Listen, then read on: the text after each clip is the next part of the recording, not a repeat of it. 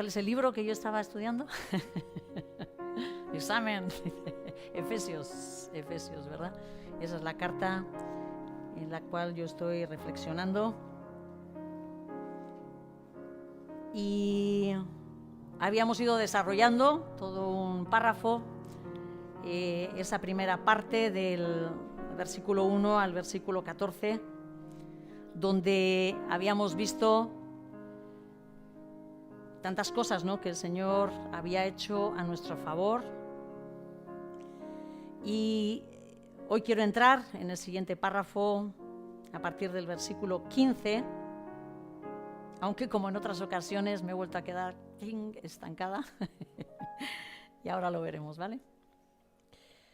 Dice así a partir del versículo 15 del libro, la carta a los Efesios en el capítulo 1, dice: por esto, yo también, habiendo oído de vuestra fe en el Señor Jesús y del amor para con todos los santos, no ceso de dar gracias por vosotros, haciendo mención en mis oraciones, para que el Dios de nuestro Señor Jesucristo, el Padre de la gloria, os dé espíritu de sabiduría y de revelación en el conocimiento pleno de Él, habiendo iluminado los ojos del corazón, para que sepáis, y Él comienza a hablar, ¿verdad?, la esperanza a la que habéis sido llamados, etcétera, etcétera. No voy a leer más no voy a ir para allí, más adelante el texto, porque me he quedado en un versículo.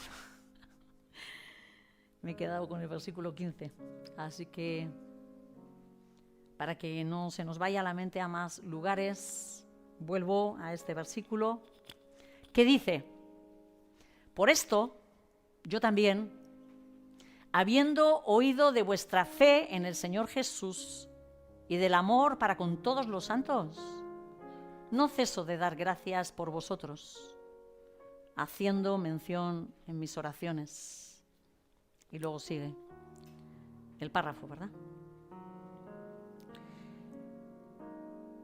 Y me daba cuenta cuando estábamos en la alabanza y yo digo: sí, Señor, es con esto con lo que me tengo que quedar, porque yo creo que es aquello que se ha mencionado, ¿no?, en el clamor de los hermanos. Parece ser que a Pablo se había quedado gratamente sorprendido de dos cosas de los efesios o de los de la Odisea. ¿Cuáles dos cosas son? Así nos mantenemos atentos. Versículo 15. ¿Cuáles dos cosas le llamó la atención?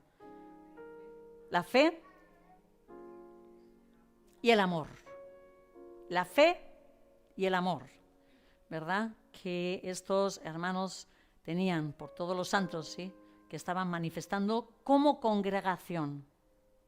Esas cualidades de ellos habían estimulado al apóstol a dar gracias a Dios por ellos, y comienza una intercesión por ellos para que todo lo bueno que tenían creciera, que se multiplicara,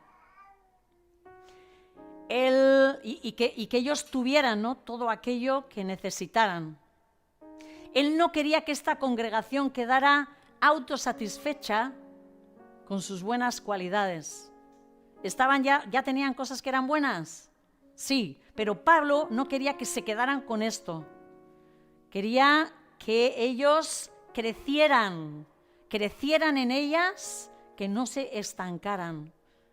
Él sabía que debían seguir aumentando y tomando cosas nuevas. Y es que la vida espiritual no debe de detenerse jamás. El que no avanza, ¿qué le ocurre? Retrocede. El que no avanza en lo espiritual, cuando estamos en la vida espiritual, cuando tú dices: ¡buah, no sé qué pasa, pero es que me siento súper estancado! Yo te digo, cuidado con esto, porque el que no avanza, retrocede. ¿Sí? Normalmente se te está endureciendo el corazón. Si tú sientes que no vas para adelante, ¿no? y empiezas a volverte insensible a las cosas de Dios. Así que vamos al versículo que comienza diciendo, bueno, sabéis que yo estoy utilizando la Biblia textual, la 4ª edición, ¿vale? Dice así, en esta traducción, dice, por esto. Yo decía, ¿qué es esto, hermanos? Lanzo esas preguntas. Igual un día hacemos aquí un tablero. Por esto, yo también, ¿qué es esto? ¿Qué creéis que es esto? ¿La redención? ¿Solo la redención? La redención la habían mencionado hace bastante, ¿sí? Por esto se está refiriendo a absolutamente todo lo que Pablo ha revelado en ese primer párrafo, ¿sí? Todo lo que es el plan eterno de Dios que él estaba trayendo a conciencia a los efesios, ¿sí? Que había sido revelado a través de la persona de Jesucristo. ¿Se entiende esto? Por esto, por todo lo que os acabo de decir, por todo lo que hemos visto, por todo lo que os acabo de exponer, yo también, sigue diciendo el versículo. Claro, la cuestión es, ¿cómo que yo también? Normalmente hay un también cuando hay otro que está haciendo eso, ¿no? ¿O no? ¿Tú vas al cine? Yo también. ¿No? ¿Tú estás comiendo? Yo también. ¿Sí? ¿Se entiende esto? Lo que estoy queriendo decir. Cuando hay un también, hay alguien más que está haciendo algo, ¿verdad?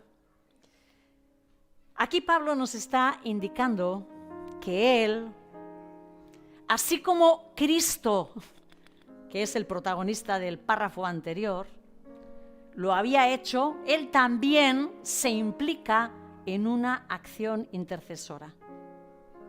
Así como el Padre, yo también, ¿sí? Así como Jesús, yo también doy gracias, ¿sí? Etcétera, etcétera.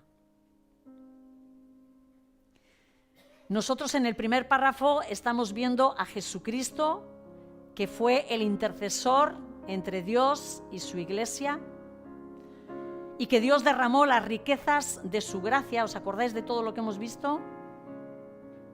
¿Alguien se acuerda de esas riquezas de su gracia? Redención. Esa ya te la sabías porque la ha dicho Tina. ¿Qué más? Ay, hermanos, con todas las veces que he leído ese párrafo ni me lo creo, ya aunque sea por haberlo oído aquí. Toda la bendición espiritual, hermanos, ¿sí? Toda la bendición espiritual que tenemos, ¿desde cuándo? Desde la eternidad. ¿Qué más ha hecho Dios? Esto es como la evaluación continua, ¿no? O sea, no vamos para adelante, sino aprobamos la de atrás. ¿Qué más? Es que normalmente nos quedamos solo con la salvación, con la redención, hermanos. Y me doy cuenta de que seguimos en el mismo punto todavía. Bueno, alguien ya ha captado que desde la eternidad fuimos bendecidos con toda bendición espiritual. Bueno, aleluya. Bien. ¿Qué más? Que nos perdonó nuestros pecados, y decíamos que no solo los pecados, sino la culpa de los pecados. Dejamos de llamarnos ya como transgresores, nos pasa a un estado de santos, de justos. ¿Qué más? Predestinados para ser esos hijos elegidos, fuimos escogidos, vino a por nosotros y nos sacó, ¿verdad?, de todo ese reino de tinieblas. Marcados. ¿Por quién? Con el Espíritu Santo. Bien, bien. Entonces voy para adelante. Voy para adelante, ¿sí? De todo esto es de lo que nos está hablando el apóstol Pablo cuando está diciendo, ¿no? Por esto, por todas estas riquezas que os estoy diciendo, yo también, así como Jesús fue mediador de todo esto, yo también. Y habla de esa intercesión. ¿Cómo vemos, voy a decir, que Pablo hace esta intercesión? Que quizás es bueno analizarlo. Mirad, primeramente lo que va a hacer es basarse en el conocimiento de la obra de Dios. Porque conozco a Dios, porque sé lo que Dios quiere para vosotros, porque sé lo que Dios ha hecho para vosotros. Esto es algo que el intercesor necesita saber, ¿vale? ¿Quién es Dios y qué es lo que Dios quiere para aquellos para los que intercede? ¿Sí? Por esto, sí, por todo ese conocimiento, él tiene ese conocimiento de lo revelado y luego se interesa por la situación de aquellos por los que va a interceder. ¿Sí? Como he oído, lo que he oído, sabiendo, habiendo oído de vuestra fe, de vuestro amor, ¿sí? Nos interesamos y Pablo aquí se interesa por las personas y conoce la realidad de las personas por las que quiere interceder. Si dice ya con este conocimiento se acerca a Dios para alabarle y para darle gracias, ¿no? Dice la palabra, no ceso de dar gracias, ¿sí? Y entonces, después de agradecer, él conecta a los efesios a Dios, los presenta delante de él. Cuando dice, haciendo mención de ellos, ¿no? Delante de en mis oraciones, con un objetivo, de que Dios se conecte con los efesios y les entregue todo lo necesario para su crecimiento. ¿Sí? Aquí en este versículo reflejamos esa obra intercesora de Pablo. Así que sigue el versículo diciendo, habiendo oído de vuestra fe en el Señor Jesús y del amor por todos los santos. Dos cosas que vosotros lo habéis dicho muy bien. Fe y amor. Dos ámbitos en los que los efesios estaban destacando. La gran pregunta para nosotros es, ¿y nosotros? ¿Casa de oración? ¿Cómo estamos nosotros? Si alguien nos visitase y hablase de casa de oración, ¿qué creéis que destacaría de nuestros rasgos?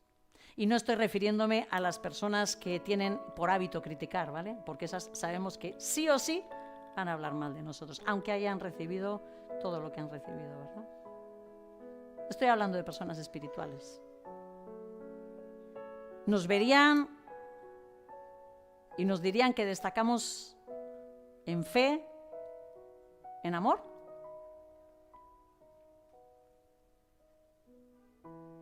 Y todos os quedáis esperando a que yo lo diga. No, no lo voy a decir. Porque esa es la reflexión de cada uno de nosotros, ¿sí?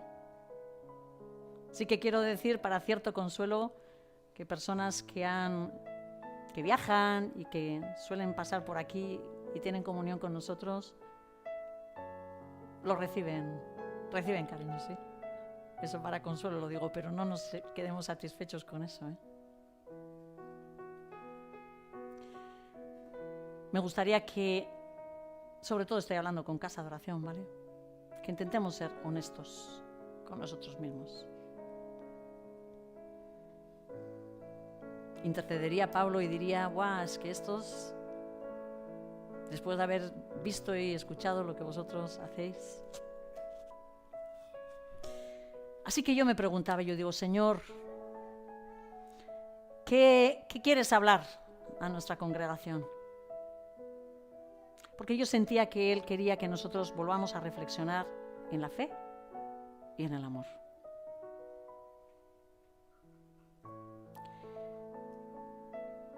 Y yo pregunto, ¿qué es la fe?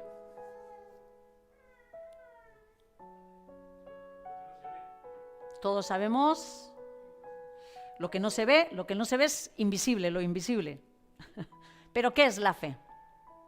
Vamos, todos estos hombres y mujeres que leen la palabra. La certeza de lo que se espera, dice la palabra, la certeza de lo que se espera, la convicción de lo que no se ve. Y yo decía, pero Señor, ¿qué entendemos nosotros que es la fe? Porque una cosa es, con toda claridad, lo que la palabra dice. Pero, ¿qué es para ti la fe? ¿Qué es para cada uno de nosotros la fe? Porque yo suelo tener la sensación de que no lo pillamos, que no lo pillamos.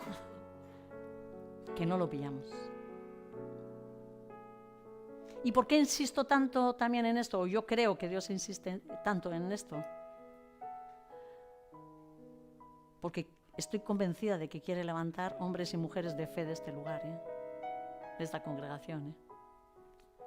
Estoy completamente convencida.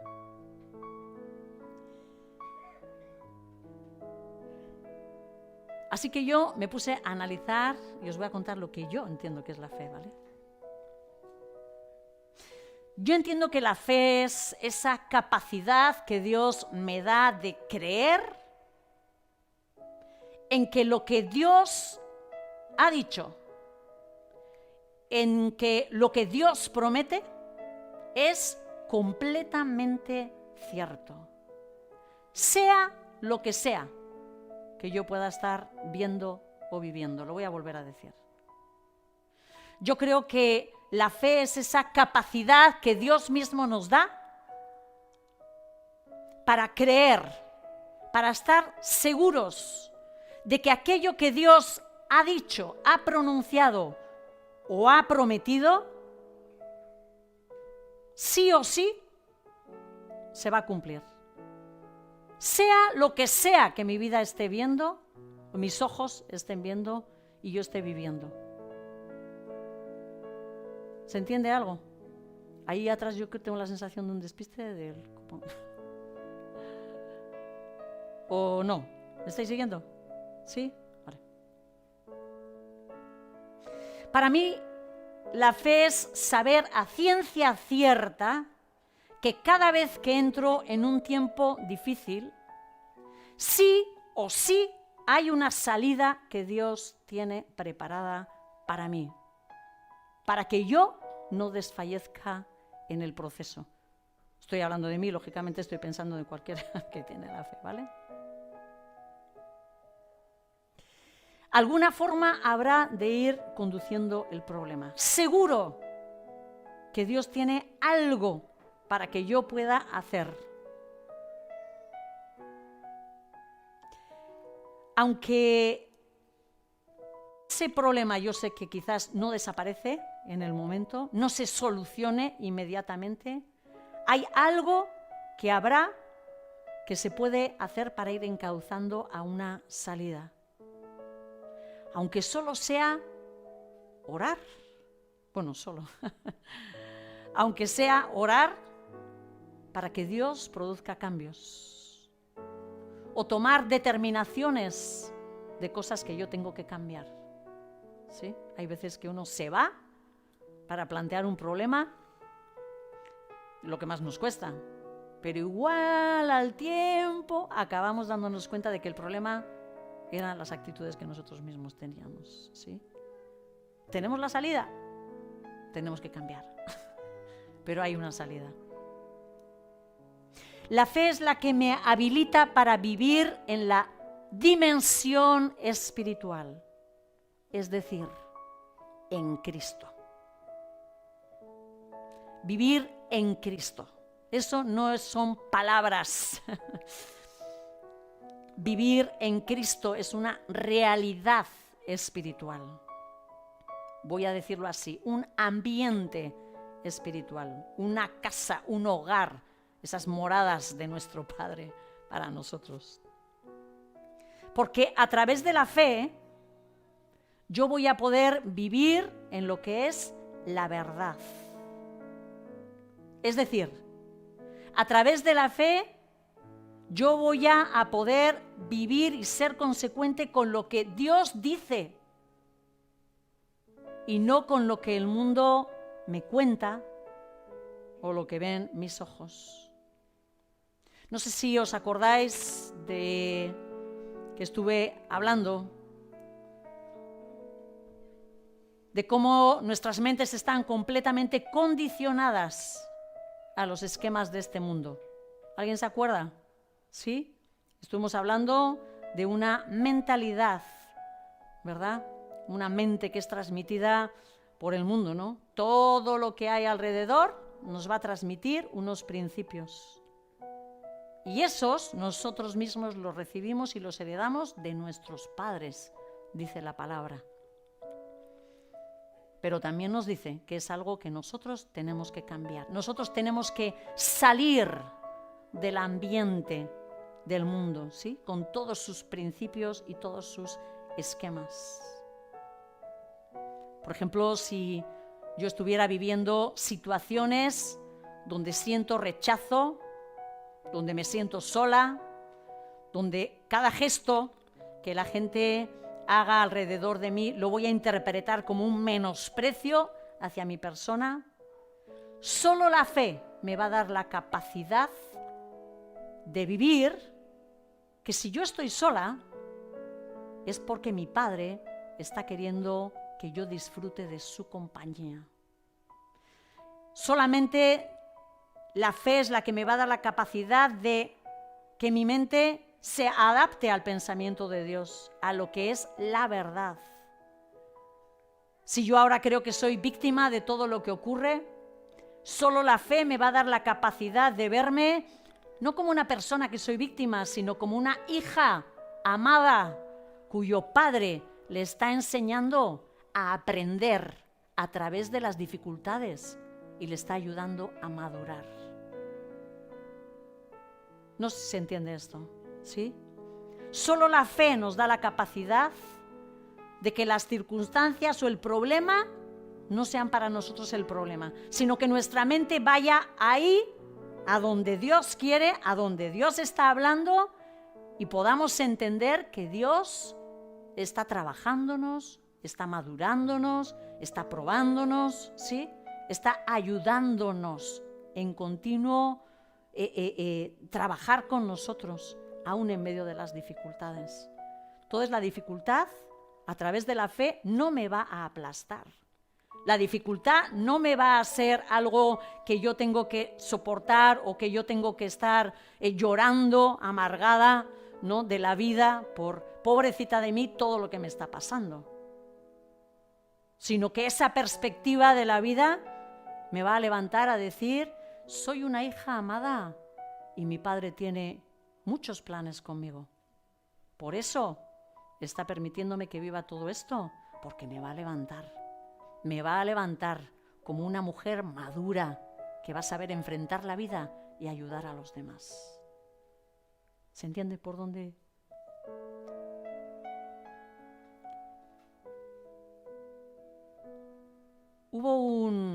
Cuando estaba escribiendo esto, yo os lo voy a compartir, vino a mi mente un versículo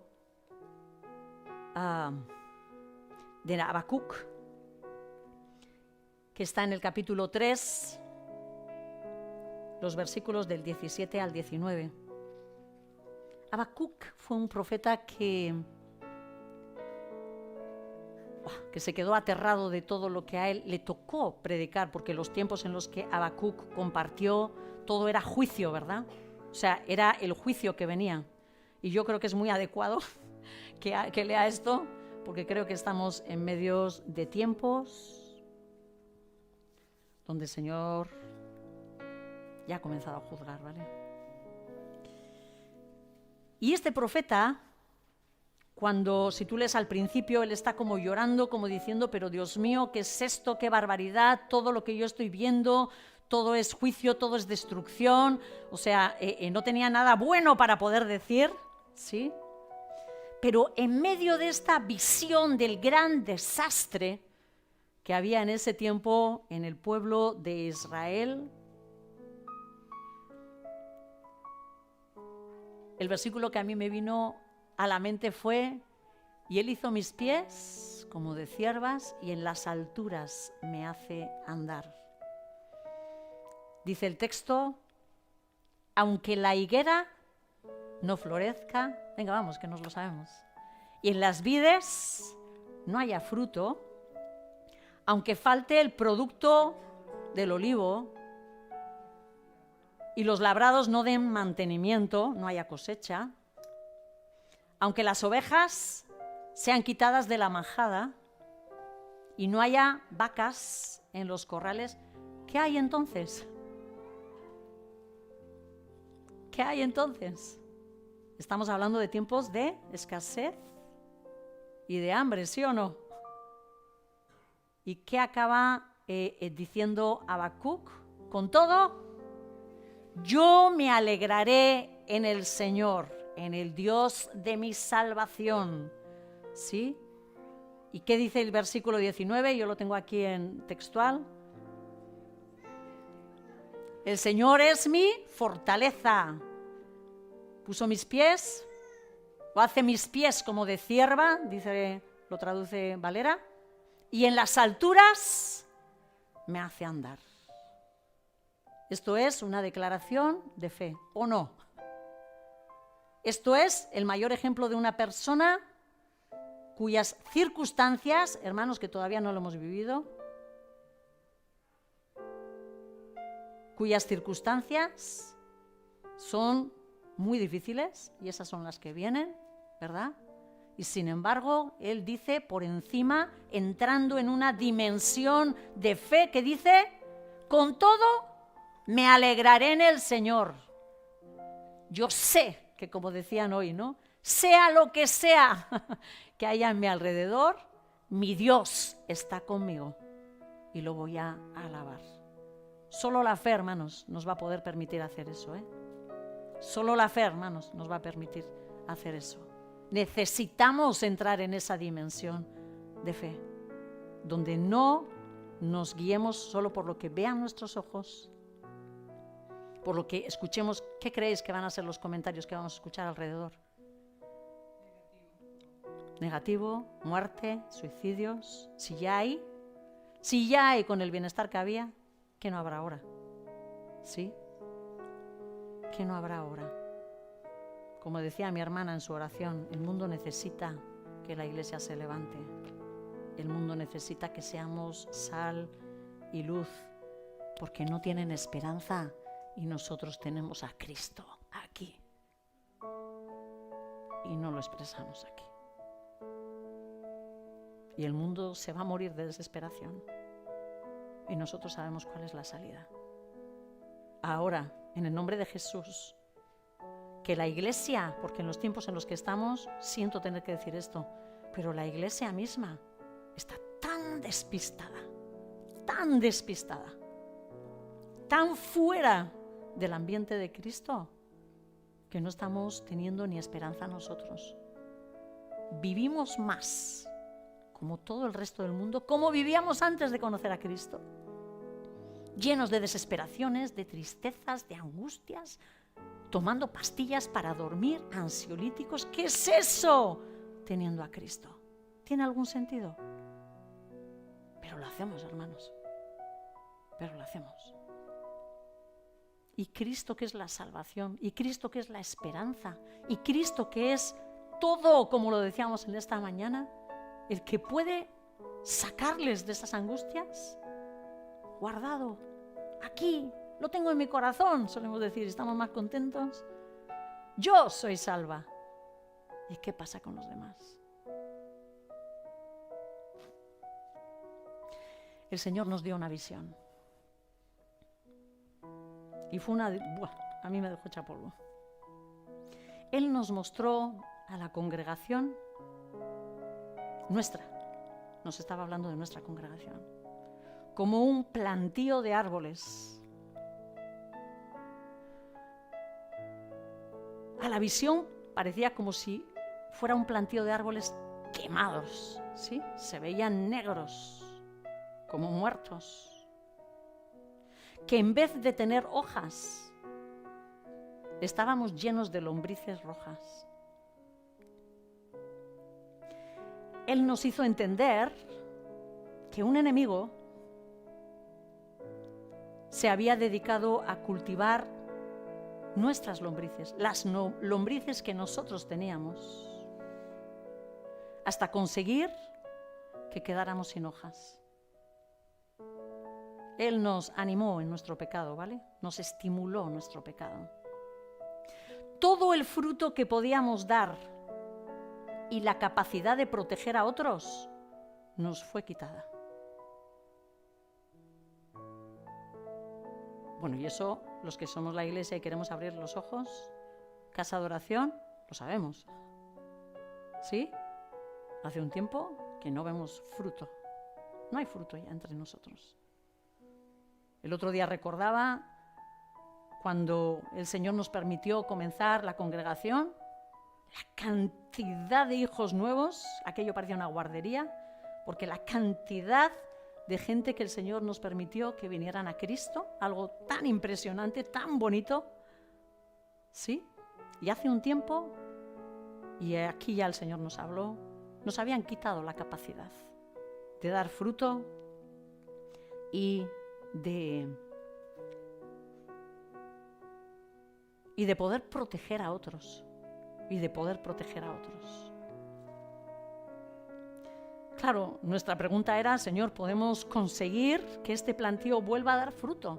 Porque la visión era toda una ruina. Él nos dijo que sí, pero con mucha oración y lágrimas.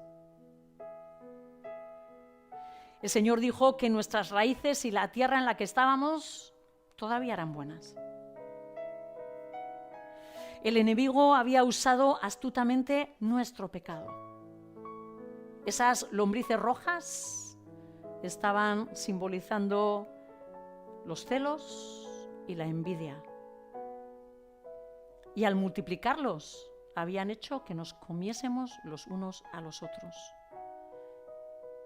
Nos decían que esas lombrices no solo habían destruido los propios árboles, sino se habían comido a los de al lado. Nos dijeron que lo que dañó la cosecha fue nuestra actitud. Porque nosotros decíamos, justicia, Señor, justicia contra ese. Pero nos decían, bueno, pero el pecado era el vuestro. Es verdad que él quedó condenado por lo que había hecho, pero el pecado era el nuestro. Pero en la visión había otro terreno, ¿sí?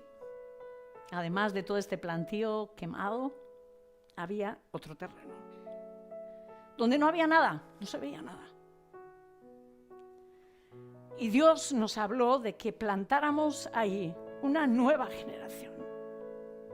Él nos enseñaba ese terreno como algo bueno, como algo fértil, y nos dijo que plantáramos allí una nueva generación y que los primeros que debían de ser plantados en ese terreno eran nuestros niños, Dios nos dijo que debíamos aprender a ser iglesia. Bueno, lo cual a mí me dejó súper desconcertada. Yo dije, ¿cómo? ¿Qué es eso, Señor? Él nos dijo que la forma de hacer la iglesia en la actualidad, después de la pandemia, era distinta, que Él había cambiado. Y nos recordó cómo Él nos había hablado de hacer el altar en el hogar. ¿Os acordáis de esto? Cómo el Señor nos llamó a que el altar no tiene que estar aquí, hermanos. Ya no. Tiene que estar en cada una de nuestros hogares, en cada uno de nuestras casas. Ahí somos iglesia, en cada una de nuestras casas. Tanto los padres como la congregación misma debemos aprender a ver a nuestros hijos como el Señor nos ve. Esta era la exhortación. Y eso me daba cuenta yo de que es un ejercicio de fe. Que nosotros tengamos la capacidad de mirar a nuestros niños y podamos ver lo que Dios diseñó para ellos. lo que Dios había pensado desde la eternidad antes de haberlo puesto en el vientre de sus madres.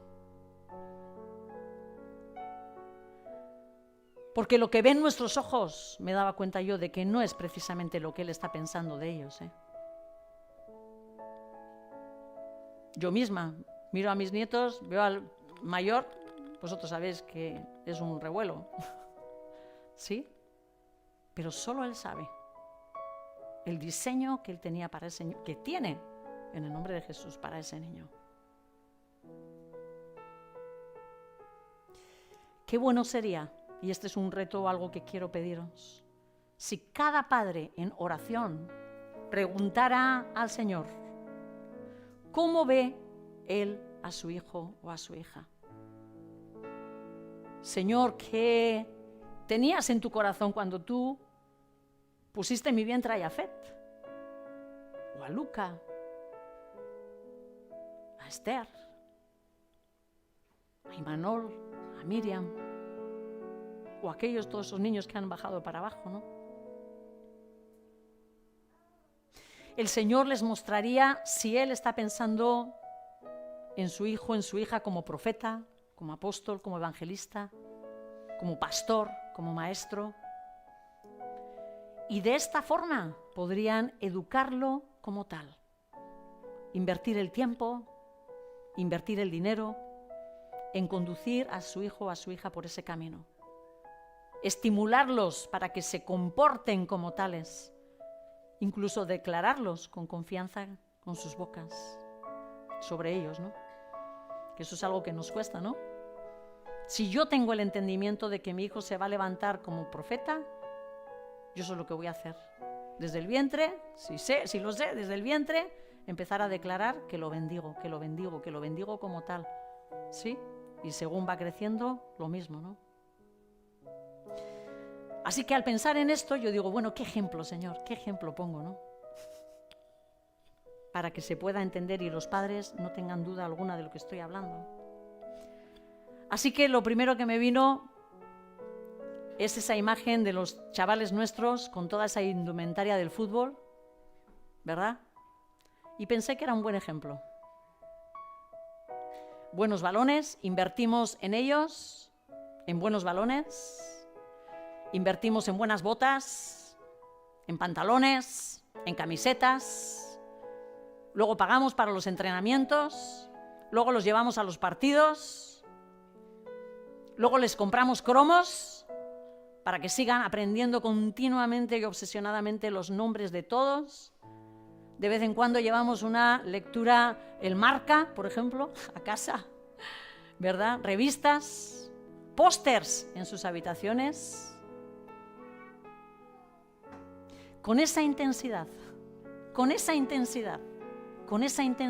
es que debemos invertir en nuestros hijos, pero para un propósito eterno. Se ve cómo un padre puede invertir en algo, ¿no? Y justo, pues como salió el tema en la célula, en el tiempo que nos solemos reunir en las casas, pues empezamos a hablar de todo esto. Dije, bueno, ya lo siento chicos, voy a hablar de esto en la prédica, pero justo lo compartí con ellos porque salió el tema, ¿vale? Y justo una hermana comentaba, ¿no? Lo fácil que nos es pensar en cubrir las necesidades de nuestros hijos, y cuando pensamos en esto, ¿en qué solemos pensar? Honestamente. En comida, que estén bien alimentados, que vayan bien vestidos, limpios, la higiene es muy importante. ¿En qué invertimos? ¿No invertimos en esas cosas? En la academia, no vaya a ser que mejor si aprende 4 idiomas que 1 o 2, ¿verdad?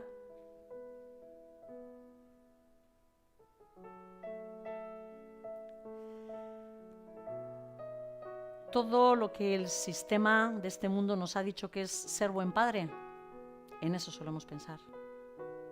Pero ¿qué dice Dios?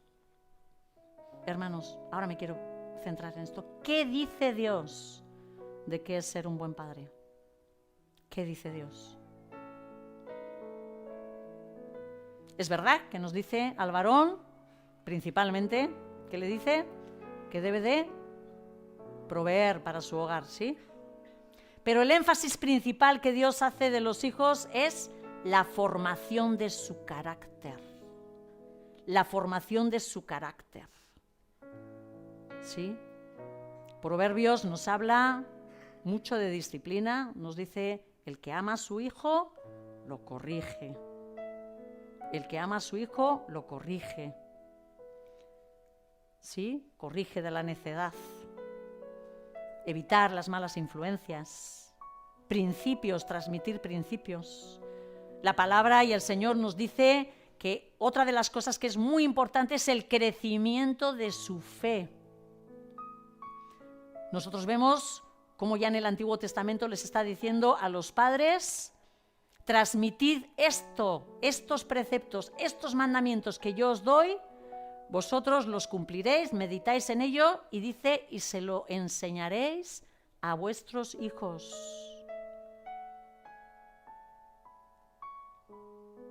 ¿Os acordáis que veíamos en las fiestas del Señor cómo Él interviene en los niños? ¿Para qué? Para preguntar, ¿por qué se hace esto? ¿Sí? Y los padres ministran a sus hijos. Por esto, esto y esto, hijo mío. Así que otra de las cosas que el Señor nos reta es para que nosotros enseñemos el papel de Dios en medio de todos los acontecimientos históricos y de todo lo que estamos viviendo. ¿Por qué no tenemos dinero para comer, mami? ¿Por qué no puedo apuntarme a no sé qué de la piscina? No puedo, por ejemplo, que todas mis amiguitas van. Esta es la situación, hija. ¿Sí? Esto está ocurriendo así, pero el Señor va a obrar así, etcétera, etcétera. O sea, mostramos las realidades, ¿no? Y el Señor en medio. O porque no hemos obedecido al Señor y estamos teniendo la consecuencia. También se lo podemos decir, ¿verdad? Entender esto y vivirlo es entrar en Cristo, en la dimensión espiritual. Es vivir buscando el reino de Dios y su justicia que escuchábamos la semana pasada. ¿Sí? Nuestra mente en otra dimensión, no en esta. El Señor nos dijo que cuando los padres tengan la certeza de lo que Dios está declarando sobre sus hijos, entonces ellos los podrán plantar en esa tierra buena. De hecho, nos dijo que incluso que lo declararan. Yo planto a mi hijo. Cuando vosotros tengáis la certeza de qué es lo que Dios quiere para vuestros hijos, como declaración, decís, yo lo planto, ¿sí? En este terreno para que el Señor lo haga crecer, para que el Señor lo haga crecer. Y cuando preguntábamos, ¿no?, cuál es nuestro papel como congregación, el Señor nos dijo que cuando aprendiéramos a ver a todos estos pequeños, y no tan pequeños, como Él los ve, entonces sabríamos lo que tenemos que hacer. Aprender a vivir en el entendimiento de la verdad a través de la fe, vivir en lo espiritual, es un reto que deberíamos tomar como congregación. Ahora que se acerca el final del año y esas cosas que muchas veces uno medita un poco más. El otro elemento que motivó la acción de gracias y la intercesión de Pablo fue el amor que ellos tenían, dice, por todos los santos. ¿Qué es el amor para este mundo? Decirme, este mundo cuando habla de amor, ¿de qué está hablando? De consentimiento. Dale lo que pida. Lo que quiera. ¿Qué más? Placer. Relaciones sexuales. Lo llaman así. Amor. ¿Qué más?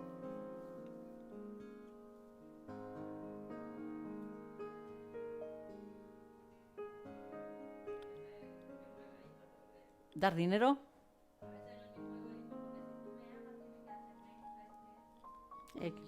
¿Sí? O sea, dame lo que yo quiero y eso es que me ames, ¿sí? Hazme feliz. Ese es el pensamiento de este mundo, ¿verdad? ¿O no? Vale. Y en el ámbito de la verdad, ¿qué es el amor? ¿Morir? Mirar. Dios. El amor es Dios mismo. ¿Sí? Dice la palabra que Dios es amor. No dice que tiene. Que Dios es amor. Los hombres sentimos amor o damos amor porque hemos sido creados a imagen de Dios. Y es verdad que el hombre sin Dios no puede amar verdaderamente. Hay luz, hay rasgos, hay cosas, ¿verdad? Que más o menos ahí vamos peleando en darnos, ¿sí? Y hoy en día cada vez hay más lucha para eso. Siempre depende de algo. Claro, si es para conseguir algo, lo hemos fastidiado, ¿verdad? Por eso digo que para el hombre de hoy normalmente es como algo imposible, ¿no? ¿Cuál es la definición de amor que vemos en la palabra? Decirme esa carta en la que Pablo escribió lo que es el amor.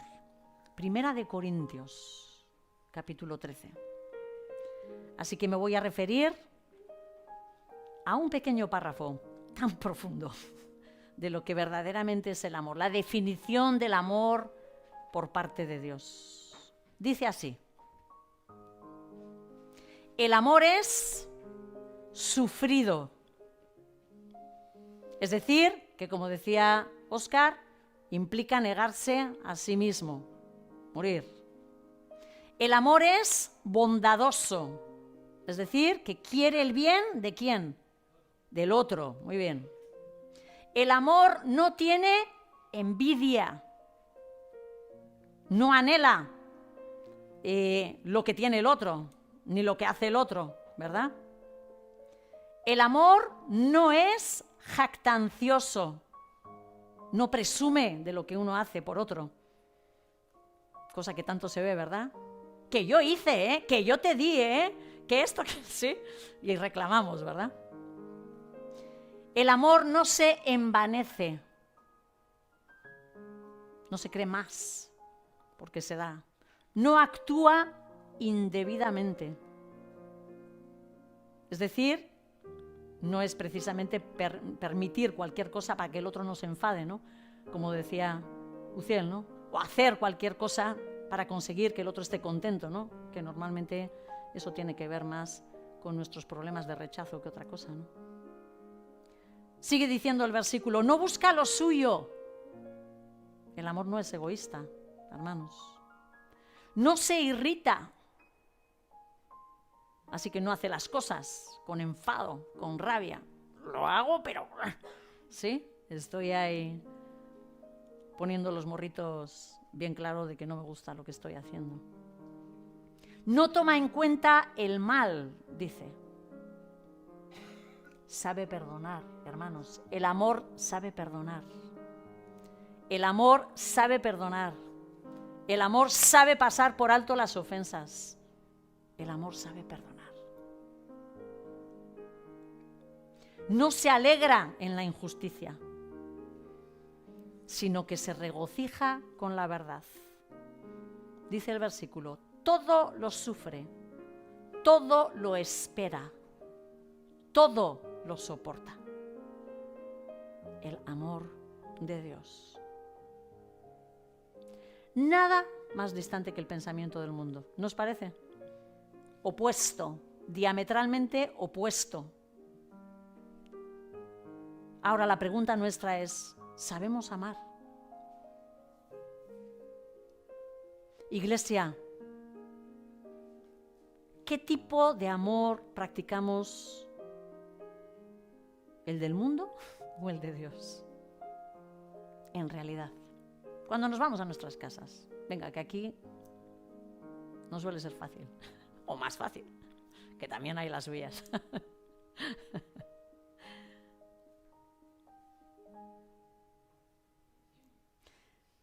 Como decía antes, para una persona que no conoce a Dios, le sería imposible, ¿verdad? Así que, con este principio, ¿Cuál creéis que sería la forma de comportarse entre los creyentes de Éfeso?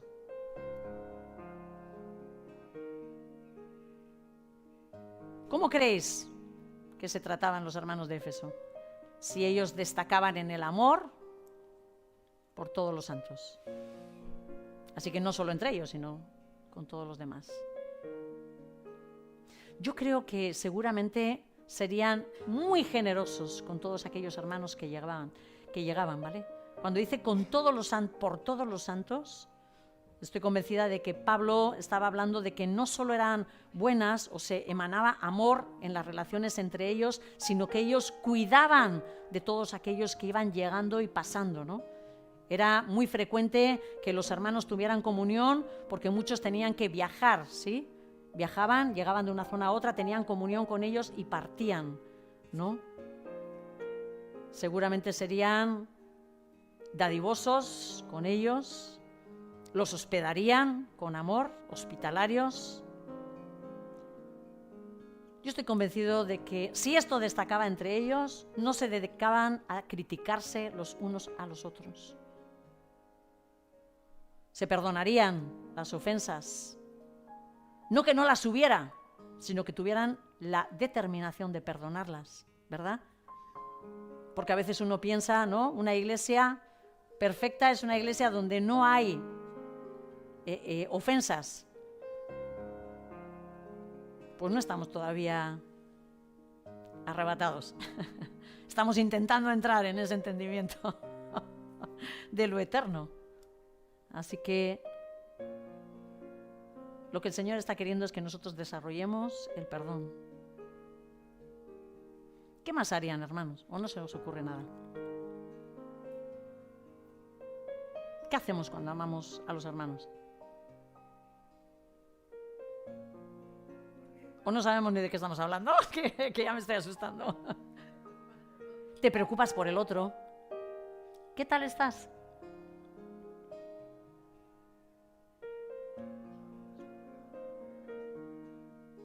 Sí, estimulo lo que yo sé que Cristo quiere para él y lo busco, ¿no?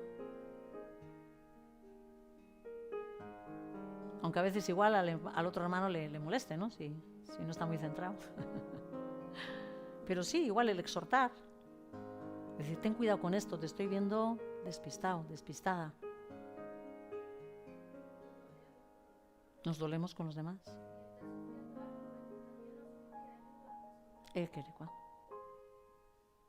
Sí, consolamos, nos unimos, sobrellevad las cargas los unos de los otros, dice también Pablo, ¿no? Las personas que se suelen dedicar a quejarse contra la congregación diciendo que aquí falta amor, normalmente suelen ser personas que demuestran que ellas mismas no saben amar, porque la queja significa que te irritas, que no lo sufres todo, como dice la definición, que buscas lo tuyo, que haces lo indebido, porque ya estás criticando y no debería. Pocas veces escuchas a una persona quejándose contra ella misma de lo poco que sabe amar. Tristemente vuelvo a recordar que los gusanos rojos de la visión del plantío eran nuestras envidias y nuestros celos. ¿Por qué lo recuerdo? Porque quiero con toda mi alma que eso sea desarraigado de nuestra congregación. Yo sé que son pecados muy frecuentes en las congregaciones, ¿vale? Muy frecuentes, tristemente en la iglesia. Pero yo no quiero hablar de los demás, yo quiero que nosotros nos miremos a nosotros, ¿sí? Los puntos débiles de esta congregación son muy dañinos. Proverbios 14:30 dice que la envidia es carcoma a los huesos. Si a alguien le duelen los huesos mucho, que mire si tiene envidia. Carcoma a los huesos. La envidia llevó a los hermanos de José ¿a qué? A echarlo a un pozo. ¿Para qué querían hacer la mayoría? Matarlo. La envidia llevó a los sacerdotes, dice así literalmente la palabra, a los sacerdotes a entregar a Jesús a la cruz.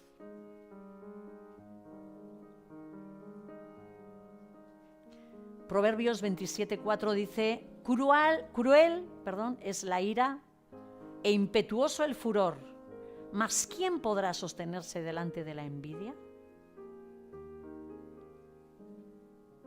Y los celos son primos hermanos de la envidia, ¿eh? Esos van de la manita juntos normalmente, suelen ir los dos. Santiago dice que los celos y las rivalidades traen confusión y malas obras.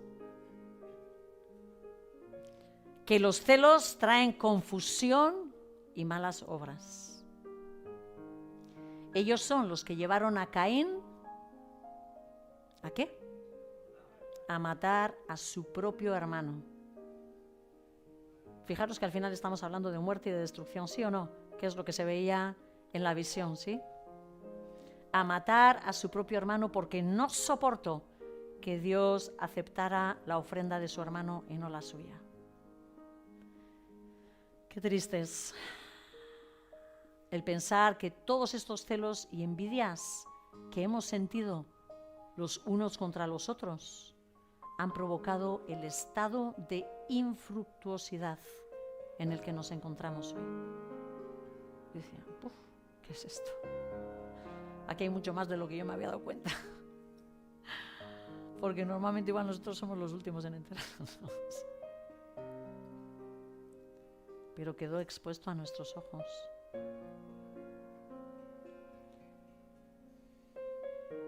Es triste porque esto nos habla y nos trae, ¿no?, de esa muerte. Que el Señor tenga misericordia de nosotros, que sepamos mirar nuestras propias actitudes, nuestro corazón, y nos arrepintamos de lo perverso que hay en él. Que sepamos llorar por nosotros mismos y por la congregación para clamar que el Señor nos ayude a volver a crecer y florecer como Él quiere que lo hagamos. Hay esperanza, hermanos, pero necesitamos matar a esos gusanos. Hay esperanza. 2 retos que el Señor pone delante de nuestros ojos. Aprender a vivir en la dimensión espiritual que es Cristo, sí, a través del aumento de nuestra fe, y arrancar de nuestros corazones los celos y las envidias que están secándonos los huesos y matando la congregación. Así que en su misericordia, que el Señor nos ayude. Y Señor,